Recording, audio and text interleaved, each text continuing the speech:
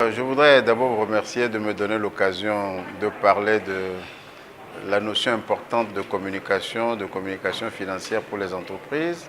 Vous savez, la communication financière est, je dirais, l'ensemble des instruments qu'une entreprise utilise pour faire passer des messages à toutes les parties prenantes, c'est-à-dire les actionnaires, les salariés, le grand public, les pouvoirs publics, mais également, je dirais, l'ensemble de ses partenaires économiques et financiers. Cette communication va au-delà de ce que la loi ou la réglementation impose à une entreprise. Vous savez, de par la loi ou la réglementation, une entreprise est obligée chaque année de publier des états financiers, des rapports annuels vis-à-vis de la communauté économique et financière.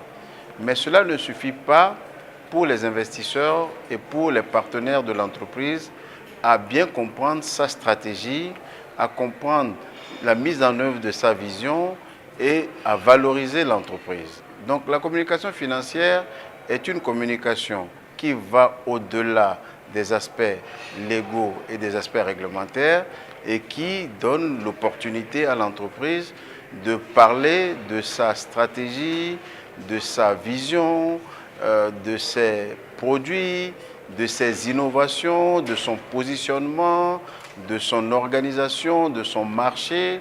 Et toutes ces informations-là sont utiles pour les investisseurs. Je crois que c'est une nouvelle culture que les entreprises africaines et particulièrement celles de notre Union doivent avoir. Elles doivent aller au-delà de la communication classique. Notre monde a beaucoup évolué.